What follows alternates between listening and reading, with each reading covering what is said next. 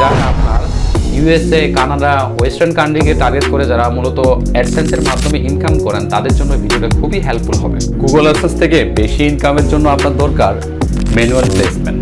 Manual placement আপনি চাইলে আপনার ওয়েবসাইটে যেখানে ইচ্ছে ওইখানে আপনি বসাতে পারবেন। গুগল অ্যাডসেন্সে দুই ধরনের প্লেসমেন্ট আসলে করা যায়। এক হলো আপনার অটোমেটিক প্লেসমেন্ট, যেটা গুগল অ্যাডসেন্স অটোমেটিক্যালি আপনার ওয়েবসাইট অপটিমাইজ করার পর যেখানে যেখানে তার মন চায়, মানে যেখানে যেখানে সে মনে করে যে আমি এখানে অ্যাড দেখাতে পারবো, ঠিক সেখানে সে হচ্ছে অটোমেটিক প্লেসমেন্টের মাধ্যমে অ্যাড দেখায়। কিন্তু সেটাতে যদি আপনার সাফিসিয়েন্ট মনে না হয়, তাহলে সেক্ষেত্রে আপনি ম্যানুয়াল প্লেসমেন্টটাই করতে পারেন। ম্যানুয়াল প্লেসমেন্ট বলতে আপনি এখানে দেখতে পাবেন আমি এখানে একটা অ্যাড বসাইছি, তারপর এখানে একটা অ্যাড বসাইছি, মানে আমার ইচ্ছে মতো আমি যেখানে ইচ্ছে ওইখানে যেখানে আমার ভালো লাগছে আমি ওইখানে অ্যাড বসাইছি। যেরকম আবার এটা এবং এটার ভিতরে আমি কোনো অ্যাড বসাই নাই, মানে আমি চাইলে ওখানেও আবার আরেকটা অ্যাড বসাতে পারবো। এটাকেই বলে মূলত হলো ম্যানুয়াল প্লেসমেন্ট।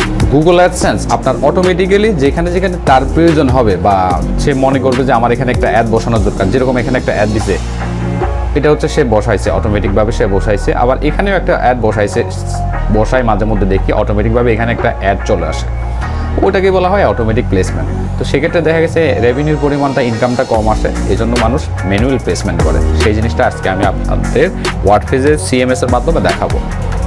ওকে, তো প্রথমে আমরা আপনার এখানে আসবেন, গুগল অ্যাডসেন্সে আসবেন, হোম পেজে, এরপর অ্যাডসে ক্লিক করবেন। অ্যাডসে ক্লিক করার পর এখানে চলে আসবে, বাই সাইড না, আপনি বাই অ্যাড ইভেন্টে ক্লিক করবেন। এখান থেকে আপনার ডিসপ্লে অ্যাড নেবেন, যে কোনো একটা নিতে পারেন, আমি ডিসপ্লে অ্যাড দিচ্ছি। নেওয়ার পরে এখানে একটা নাম দিয়ে জাস্ট হচ্ছে ক্রিয়েট দিবেন। আপনার আচ্ছা দেখাই, তারপরেও গেম কিনলে কোড 2 দেওয়ার পরে আপনি জাস্ট আর কোনো কিছু দিয়ে দেখানো দরকার না, এগুলো আপনি চাইলে পারতেন হরিজন্টাল, ভার্টিক্যাল, তারপর হচ্ছে আপনার রেসপন্সিভ দিবেন। সবসময় রেসপন্সিভ রাখবেন। রেসপন্সিভ মানে হলো আপনার পিসিতে, ল্যাপটপেও মানে সুন্দরভাবে শো করবে আপনার একটা, আবার মোবাইলেও শো করবে। ফিক্স দিবেন না। তারপর ক্রিয়েট দিবেন। ক্রিয়েট দেওয়ার পরে দেখতে পাবেন একটা কোড জেনারেট হয়ে যাবে, এই কোডটা এখান থেকে নেবেন। আমি অলরেডি একটা কোড জেনারেট করে রাখছিলাম, সেটা আমি কেটে দিলাম। এই কোডটা নিয়ে দিবেন। নেওয়ার পরে আপনি ওয়েবসাইটে লগ ইন করবেন, আপনার ওয়ার্ডপ্রেস ওয়েবসাইটে লগ ইন করবেন। সেটা তো সবাই জানেন ওয়ার্ডপ্রেসে লগ ইন কীভাবে করতে হয়। তারপর আপনি এখানে চলে যাবেন এখান থেকে অ্যাড প্লাগইনসে চলে যাওয়ার পরে অ্যাড নিউতে ক্লিক করবেন। অ্যাড নিউতে আসার পরে আপনি এখানে লিখবেন অ্যাডসেন্স, সার্চ বারে লিখবেন অ্যাডসেন্স। অ্যাডসেন্স লেখার পরে অথবা আপনি অ্যাড ইনসার্টারও লিখতে পারেন। অ্যাডসেন্স লেখার পরে এই প্লাগইনটা চলে আসবে। খুব ভালো করে খেয়াল করে দেখেন এই প্লাগইনটা, এই লোগো, এই ছবিটা খেয়াল করেন এবং এই নামটা খেয়াল করেন, ad inserter, ad manager and AdSense ad. এটা ক্লিক করবেন, এভাবে আসবে, ইনস্টল আসবে, ইনস্টলে ক্লিক করবেন। এরপর অ্যাক্টিভ আসবে, অ্যাক্টিভে ক্লিক করবেন। অ্যাক্টিভে ক্লিক করার পর এরপর আপনি এই যে মনে করেন প্লাগইনে আসার পর আবার ইনস্টল প্লাগইনে ক্লিক করবেন।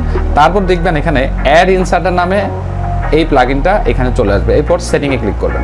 সেটিংয়ে ক্লিক করার পর এগুলো হয়তো লাল কালারে আসবে না, এই কালার আসবে। আমি অটোমেটিক্যালি অনেকগুলো এখানে ক্লিক করে রাখছিলাম, যার কারণে এটা আসতেছে।